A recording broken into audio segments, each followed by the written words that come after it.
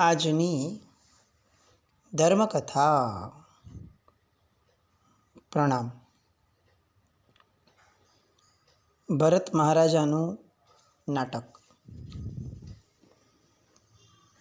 અષાઢા ભૂતિજી એમના જીવનનું છેલ્લું નાટક રમવા જઈ રહ્યા છે.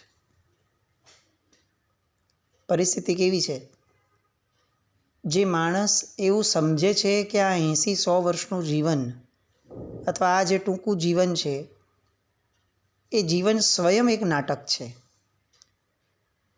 એ જેને ખરા અર્થમાં તત્વથી સમજણ મળી ગઈ છે, એ માણસ અત્યારે આ નાટકની અંદરમાં એક નવું નાટક રમી રહ્યો છે.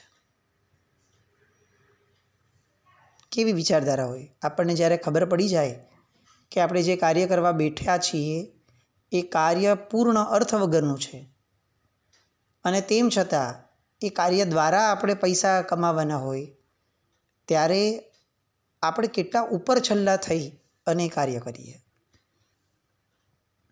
પણ અષાઢા ભૂતિજીનો સ્વભાવ અલગ છે. વર્તમાન પર્યાયની અંદરમાં જીવવાવાળું આ વ્યક્તિત્વ.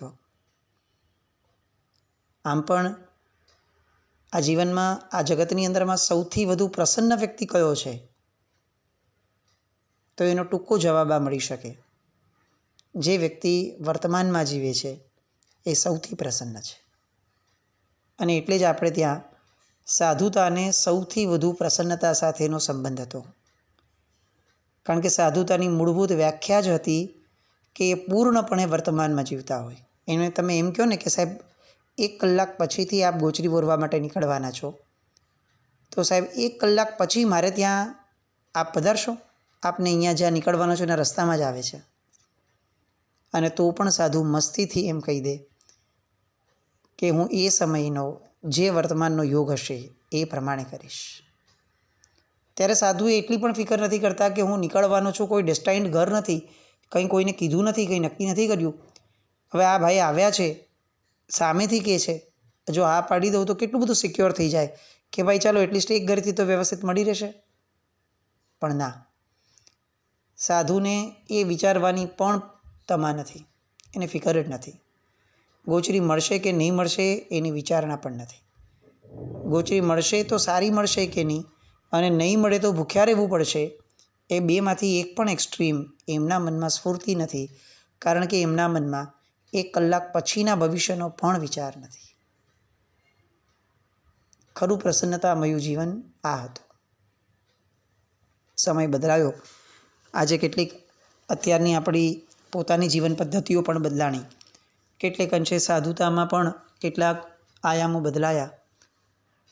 પણ એક સનાતન સત્ય આ છે, જે આપણે પણ આપણા જીવનમાં અનુભવ્યું હશે, કે આપણે સૌથી વધારે સુખી ત્યારે હોઈએ છીએ કે જ્યારે આપણે વર્તમાનમાં જીવતા હોઈએ છીએ. ન કોઈ જૂની યાદ છે, ન કોઈ ભવિષ્યના સપના છે. અષાઢા ભૂતિજી એમનું જીવન આખું એ જ પર્યાયની અંદરમાં જેણે જીવ્યા હોય એવી એમની વૃત્તિઓ હતી. લાડુ ગમ્યો હતો ત્યારે એ વર્તમાનમાં જીવ્યા. કન્યાઓ ગમી ત્યારે એ વર્તમાનમાં જીવ્યા. સાધુતા છોડી ત્યારે એ વર્તમાનમાં જીવ્યા. અત્યારે મદિરાપાન કરતી કન્યાઓ જોઈ તો એ વર્તમાનમાં જીવ્યા. અને અત્યારે આ બંને કન્યાઓ માટેનું, પત્નીઓ માટેનું કર્તવ્ય પૂરું કરવાનું છે, તો ત્યારે એ વર્તમાનમાં જીવે છે. આપણે બહુ સિમ્પલી કલ્પના કરીએ કે અષાઢા ભૂતિજીની જગ્યાએ આપણે હોત તો શું થાત?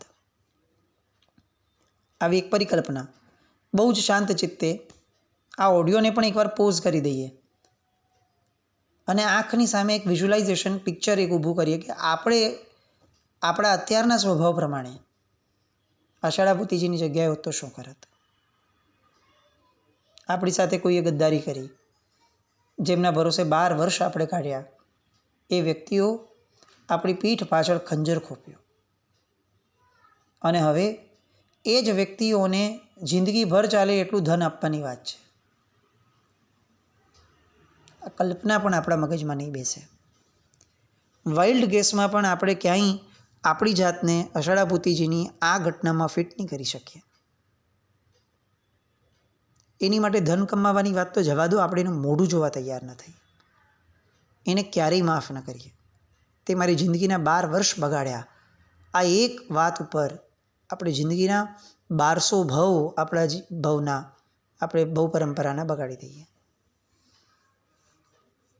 અને એક આ આષાઢાભૂતિ જે છે, આવા જ કેટલાક ડિફરન્સ છે કે જે ડિફરન્સ આપણી અને આપણા મોક્ષ વચ્ચે છે. આપણને એવું લાગે છે કે આપણે આ કરશું તો આપણો મોક્ષ થશે. મૂળતઃ આપણે આવા થશું તો આપણો મોક્ષ થશે.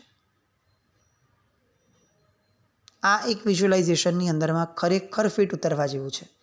આપણી જાતની એક પાત્રતા તરફ લાવવા જેવી છે કે આપણે વાઇલ્ડ ગેસમાં પણ પોતાની જાતને આવા વિઝ્યુલાઇઝ કરી શકીએ કે ના, મારામાં આવી ઉદારતા છે, મારામાં આવી કર્તવ્યપરાયણતા છે. એમણે મારી યારે જે કર્યું તે કર્યું. મારું કર્તવ્ય શું છે, હું એ નિભાવું. એ ગમે તેટલા ખરાબ થયા, મારી પાત્રતા શું છે, હું એવો રહું. થઈ શકે એવું કે જગત મને મૂર્ખ ગણે, થઈ શકે એવું કે મારી આસપાસવાળાને એવું લાગે કે આની યારે રહીને અર્થ નથી, થઈ શકે એવું કે લોકો એમ કહે કે આ મૂર્ખ બનવા માટે જ જન્મ્યો છે. થઈ શકશે, બધું જ થઈ શકશે. પણ જ્ઞાનીની નજરમાં હું ડાયો પુરવાર થઈશ.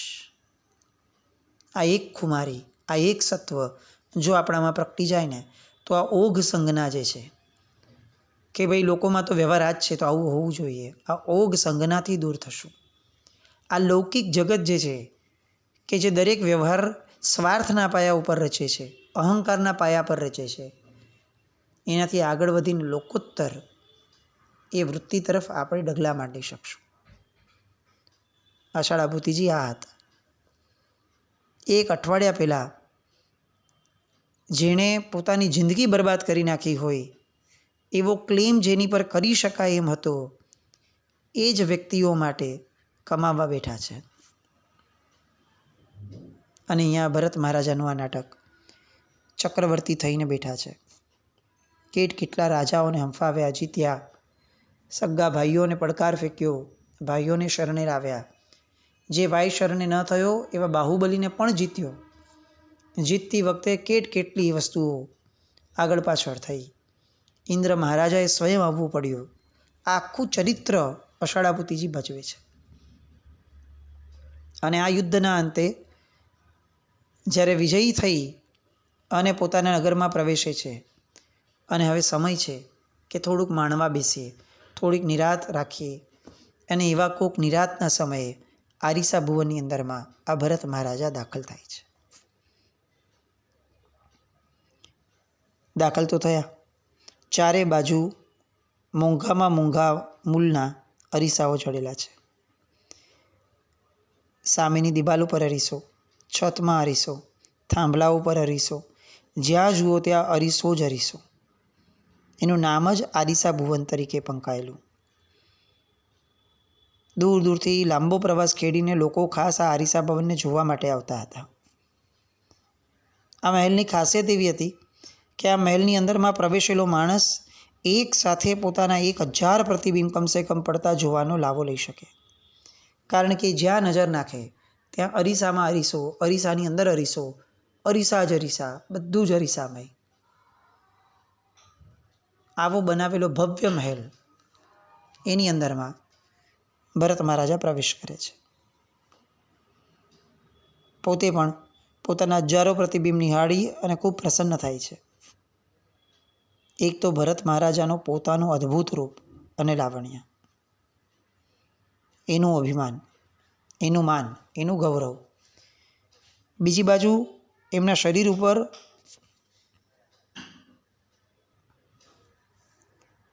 જરિયનના વસ્ત્રો, લાખો કરોડોની કિંમતના રત્નજડિત ઘરેણાં,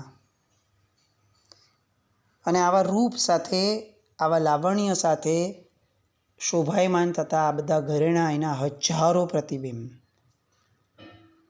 ભરત મહારાજા મનમાં ને મનમાં એટલા બધા ખુશ થઈ રહ્યા છે, એટલા બધા જગારા મારતા આ રૂપને જોઈ રહ્યા છે કે જાણે આસમાનમાંથી 1000 ટમટમતા તારલિયાઓ આ મહેલમાં ઉતરી આવ્યા હોય. કોને ન ગમે આવું સૌંદર્ય? ભરત મહારાજાની જગ્યાએ આપણે પોતાને વિઝ્યુલાઇઝ કરીએ, કેવું બેનમૂન સૌંદર્ય લાગે આપણને આપણું પોતાનું. કોઈ એક ભવ્ય મહેલમાં ગયા હોઈએ ને આપણે, તો પણ આપણને એમ થાય કે આ આપણા જિંદગીની યાદગાર પળ છે. જોકે આપણી સ્થિતિ તો એટલી નબળી છે કે કોઈના 5-6 BHKના ઘરમાં ગયા હોઈએ ને તો પણ આપણે અંજાઈ જઈએ છીએ. આ ભરત મહારાજા જે આરીસા ભુવનની અંદરમાં ગયા હતા, એ આરીસા ભુવનનો કરોડમો ભાગ પણ અત્યારે જગતની અંદરમાં કોઈના શ્રેષ્ઠતમ, અતિશય જેને કહી શકાય કે દેદીપ્યમાન છે એવા ઘરોમાં પણ, એવી જગ્યાઓએ પણ આ ચક્રવર્તીના આરીસા ભુવનનો કરોડમો ભાગ પણ જોવા ન મળે. અને તેમ છતાં આપણે હરખાઈએ, આપણે પોતાને કંઈક માનવા લાગીએ, આપણામાં ગલગલિયા શરૂ થઈ જાય. તો આપણે કલ્પના કરીએ કે જો આપણી પરિસ્થિતિ આ હોય તો ચક્રવર્તીનો અરીસા ભવન હોય અને એમાં ચક્રવર્તી જ્યારે પોતે, ચક્રવર્તીનું રૂપ પણ એવું, એ જ્યારે બેઠા હશે અને પોતાના રૂપનું ગૌરવ કરી રહ્યા હશે ત્યારે એમને કેવો આનંદ થતો હશે. કેવું આમ પોતાના મનોમન પોતાને પૂરસતા હશે કે મારા જેવો દેખાવડો અને ભાગ્યશાળી માણસ આ જગતમાં, આ ધરતી ઉપર બીજો કોઈ હોય ખરો?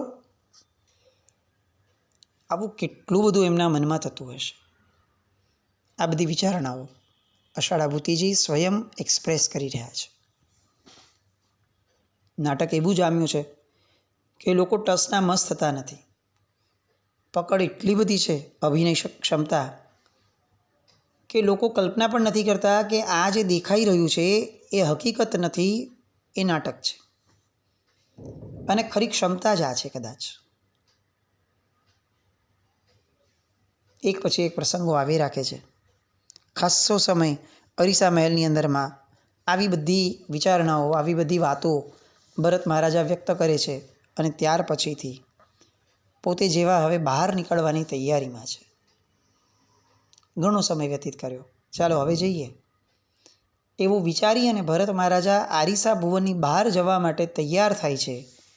એવામાં જ અચાનક એમના હાથની આંગળીમાંથી એક વીંટી સરકીને નીચે પડી ગઈ. સહજ ઘટના થાય, કદાચ આવું થઈ શકે. શરીરની રચનાઓ બદલાતી રહે અને વીંટી કદાચ થોડી ઘણી લૂઝ થઈ શકી હશે. બહુ મોટી ઘટના નથી. અને ભરત મહારાજાની નજર એ વીંટી લેવા માટે નીચે પડી. જ્યારે વીંટી લેવા માટે નીચે ઝૂકે છે એ જ અરસામાં એમની નજર વીંટી વગરની પોતાની આંગળી પર પડે છે. અને ભરત મહારાજા ચોંકી ઉઠે છે. આ શું? વીંટી વિનાની મારી આંગળી એ તો કેટલી નિસ્તેજ દેખાય છે.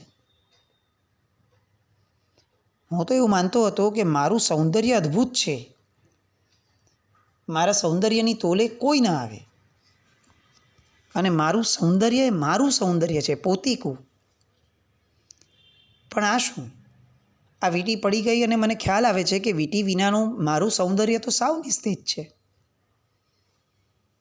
તો પછી એનો અર્થ તો એ થયો કે સૌંદર્ય એ મારા દેહમાં ન હતું, સૌંદર્ય તો આ ઘરેણામાં હતું.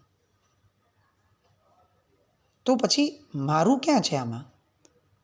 મારું સૌંદર્ય શું હતું જેનું મને ગૌરવ હતું? અને જો ખરેખર મારું સૌંદર્ય નથી તો હું મુગ્ધ શેની પર બન્યો છું? કઈ વસ્તુ એવી છે કે જેના કારણે હું ગૌરવ લઉં? કારણ કે આમાં તો મારું કંઈ જ નથી.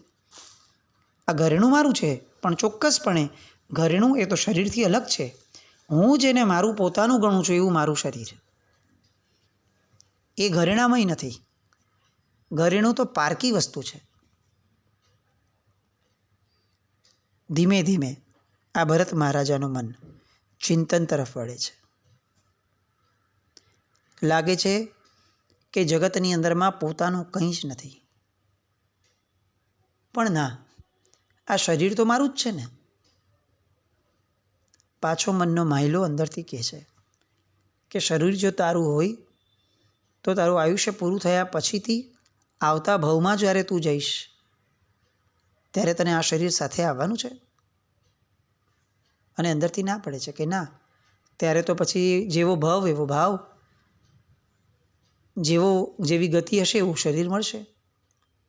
અચ્છા, તો એનો મતલબ કે જે ભરતને હું પોતાનો ગણું છું હું જ છું એમ ગણું છું, એ ભરત પણ વિખેરાઈ જશે? આવતા ભવની અંદરમાં ભરત નહીં હોય તો આવતા ભવમાં કોણ હશે? અને અંદરથી જવાબ મળે છે કે આવતા ભવની અંદરમાં એવું તત્વ હશે કે જે સનાતન છે, જે શાશ્વત છે. અચ્છા, એટલે ભરત શાશ્વત નથી? ચક્રવર્તી, 6 ખંડનો વિજેતા, એક વ્યક્તિ આખા ધરતી ઉપર એવું નથી કે જે ધરતી મારા કરતાં વધુ શક્તિવંત છે, મને પડકાર ફેંકી શકે એવું છે, અને તેમ છતાં હું શાશ્વત નથી? હું વિખેરાઈ જઈશ? આ મારો રાજપાટ, આ મારો ભોગવિલાસ, આ મારું પદ, મારી પ્રતિષ્ઠા, મારી અબાધિત સત્તા, હું તો અત્યાર સુધી આ બધાને જ સત્ય માનીને ચાલ્યો છું. 6 ખંડનું અખંડ સામ્રાજ્ય મેળવી અને ચક્રવર્તી બનવાની જે મને તમન્ના જાગી હતી, જે મેં પૂરી પણ કરી લીધી, પણ શું આંખ મીચાઈ જશે એ પછીથી આ ચક્રવર્તી પદ મારી સાથે નહીં આવે? એ પણ મારે છોડી દેવાનું? તો મારું શું? એક વિચારધારાથી શરૂ થઈ આ વાત કે જો આ રૂપ મારું નથી તો એક પણ વસ્તુ મારી નથી. અને એ વિચારણાથી શરૂ થયેલું આ તંત્ર એક આખા નવા વિશ્વનું જાણે એ સર્જન કરે છે. ક્યાંય પહોંચી ગયા ભરત મહારાજા? બધું જ અસ્થિર, બધું જ અશાશ્વત, બધું જ નાશવંત. મારું શરીર પણ મારું નહીં, આ અત્યારનું દેખીતું સત્ય એ પણ મારું નહીં. તો ખરેખર સત્ય શું છે? આ દેખીતું સત્ય સત્ય નથી તો આ જે દેખાય છે એ શું છે? સ્વપ્ન છે? તો સ્વપ્નમાં કોણ મોહાય? સ્વપ્નને કોણ પોતીકું ગણે? સ્વપ્નને કોણ દીર્ઘ સમય માટેનું ગણીને ચાલે? એ તો મૂર્ખોનું કામ છે. તો શું હું મૂર્ખ છું? ના, હું શાશ્વત તત્વ છું. હું મૂર્ખ કઈ રીતે હોઈ શકું? તો જે મને દેખાય છે સત્યની શું વાત? અને એમને યાદ આવે છે કે પિતાજી ઋષભદેવ મહારાજા એ કહી રહ્યા હતા કે આ જગતનું પરમ સત્ય એ છે કે તું પોતે સ્વયં એક સત્ય છે, તું પોતે સ્વયં એક સત્તા છે, તું પોતે સ્વયં એક આખું ને આખું વિશ્વ જગત છે. તો એ કયું જગત છે મારામાં જે આ ભરત નામના જગતથી અલગ છે? અને એમ કરતાં કરતાં ઊંડાણમાં જતા જાય છે અને પોતાના અનંત જ્ઞાન, અનંત દર્શન, અનંત ચારિત્ર એના તરફ એમની દ્રષ્ટિ જાય છે. હવે જાણે ભરત આરીસા ભુવનમાંથી નીકળી અને આત્મભવનની અંદરમાં પહોંચ્યા છે. એક એક ક્ષણે એમનો આત્મા વધુને વધુ, વધુને વધુ, વધુને વધુ પ્રકાશમય બનતો જાય છે. અને એક એવી પળ આવી જ્યાં એમનો આત્મા અનંત પ્રકાશથી ઝળહળી ઉઠ્યો. કેવળ જ્ઞાનનો મહાપ્રકાશ એ અરીસા ભુવનને શણગારી રહ્યો હતો. આજુબાજુ દુંદુભીના નાદ વાગવાના શરૂ થયા. ભરત મહારાજાને કેવળ જ્ઞાન થયું. ચક્રવર્તી ખરા અર્થની અંદરમાં સમ્રાટ બન્યા, પોતાના આત્મ સામ્રાજ્યના સમ્રાટ બન્યા.